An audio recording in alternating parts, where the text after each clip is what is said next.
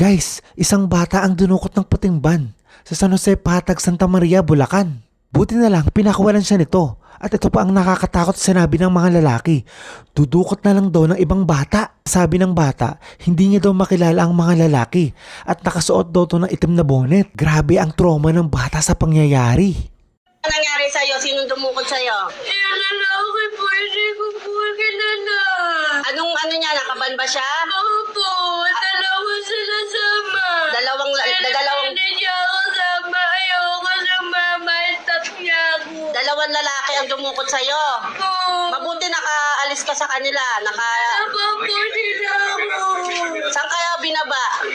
Doon po malapit ka ni Kuya. Dito lang ako. Tingin mo nga muna. Tingnan natin. Doon malapit sa school din ka binaba. Opo.